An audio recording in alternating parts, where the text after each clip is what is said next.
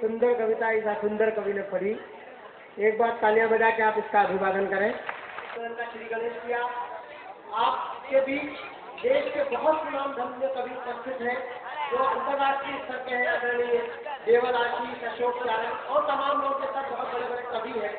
आइए मैं इस मिट्टी के इस आंगन में एक तुलसी के पौधे में पानी डालने की कोशिश करता हूँ। हम का पौधा मुकेश मैनवा के बीच के रूप में हमारे पास उपस्थित है जो और मैं दौड़ा चला आया। दोस्तों, अमझेरा के शासकीय विद्यालय की टाट पट्टियों और बेंचों पर बैठकर मैंने अपने साथियों के साथ कई सपनों को बुना है। उन दोस्तों की आवाज, बख्तावर सिंह जी के प्रति आस्था मुझे स्वतः यहां खींच लाई। मंच पर आसीन देश के तमाम रचनाकारों को नमन करता हूं, उनसे अनुमति चाहता हूं अपने काव्य पाठ की। इस मंच का संचालन देश के सर्वश्रेष्ठ संचालकों में शुमार भाई संदीप जी शर्मा कर रहे हैं। मैं इस धरती के गुणगान करना चाहता हूं। स्वागत है भाई। विधायक महोदय ने कहा कि प्रासंगिक बात होनी चाहिए। मैं प्रासंगिक बात करना चाहता हूं। मैं राणा को नमन करना चाहता हूं। शुरुआत करना चाहता हूं कि उन्मुक्त आसमान होना चाहिए, उन्मुक्त आसमान होना चाहिए, शहादत ही अब पहचान होना चाहिए और मिट गए जो इस देश की खातिर उन शहीदों का सम्मान होना चाहिए। एक ऐसी चिंगारी जो अमझेरा से उठी, आजादी के महायज्ञ की समिधा बनने वाले राणा बख्तावर सिंह जी, क्या हालात रहे होंगे कि अनाचार की घोर आंधी छाई थी, अनाचार की घोर आंधी छाई थी, हवस की लपटें सतीत्व तक आई थी, दरिंदगी से यह धरती जल रही थी, वीरता की कोख में कायरता पल रही थी, मानवता का कत्ल हो रहा था, सत्य खून के आंसू रो रहा था। अनाचार की घोर आंधी छाई थी, हवस की लपटें सतीत्व तक आई थी, दरिंदगी से यह धरती जल रही थी, वीरता की कोख में कायरता पल रही थी, चारों ओर भीषण घमासान मचा था। ऐसे वक्त में बख्तावर ने एक इतिहास रचा था। राणा बख्तावर की चारों ओर भीषण घमासान मचा था।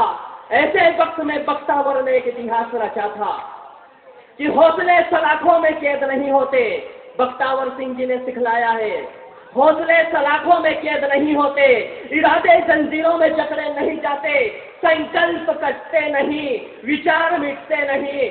खड़ा फांसी के तख्ते पर माँ का लाल, खड़ा फांसी के तख्ते पर माँ का लाल, क्षण भर में निकल जाएगा क्या काल। जल्लाद फांसी देने को तैयार हुआ, तत्क्षण एक दैवीय चमत्कार हुआ। अरे मौत को भी पसीना छूट गया, फांसी का फंदा टूट गया। मौत को भी पसीना छूट गया, फांसी का फंदा टूट गया। तब बोले राणा माँ मुझको मिट जाने दे, बोले राणा माँ मुझको मिट जाने दे, बोले राणा माँ मुझको मिट जाने दे, छोड़कर बलिदानी चिन्ह मिट जाने दे। आगे बढ़ शूरवीर ने जब मौत को गले से लगाया होगा तो माँ अहिल्या की नगरी में भी मातम छाया होगा। वाह वाह, बहुत बढ़िया मुकेश। आगे बढ़ शूरवीर ने जब मौत को गले से लगाया होगा तो माँ अहिल्या की नगरी में भी मातम छाया होगा। लिपट कर मातृभूमि से जब राणा सोया होगा, लिपट कर मातृभूमि से जब राणा सोया होगा, तब इस मालव माटी का हर कण रोया होगा। क्या बात। लिपट कर मातृभूमि से जब राणा सोया होगा, तब इस मालव माटी का हर कण रोया होगा। रोई होगी अमका झमका सपूत के चले जाने से, रोई होगी अमका झमका सपूत के चले जाने से। मां नागेश्वरी फुफकारी होगी राणा के चले जाने से, मां नागेश्वरी फुफकारी होगी राणा के चले जाने से। यमराज को भी इस विराट मृत्यु का अफसोस रहा होगा, महाकाल भी उच्छन तांडव करने की सोच रहा होगा। सूरज का रथ भी पल भर को रुका होगा, केसरिया ध्वज राणा की शहादत पर झुका होगा। वाह वाह भाई वाह वाह। केसरिया ध्वज भी राणा की शहादत पर झुका होगा। मानव माटी का पहला रक्तिम तिलक आजादी के भाल पर, अमझेरा का बख्तावर भारी पड़ा काल पर।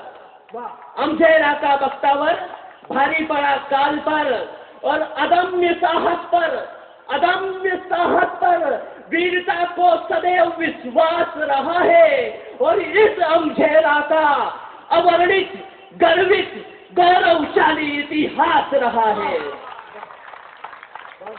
तो अंतिम 4 पंक्तियां पढ़ना चाहता हूं कि वीरता की सांसें थमी नहीं है, वीरता की सांसें थमी नहीं है, कायरों की यह जमीन नहीं है, और बख्तावर सिंह की इस धरा पर आज भी शेरों की कमी नहीं है।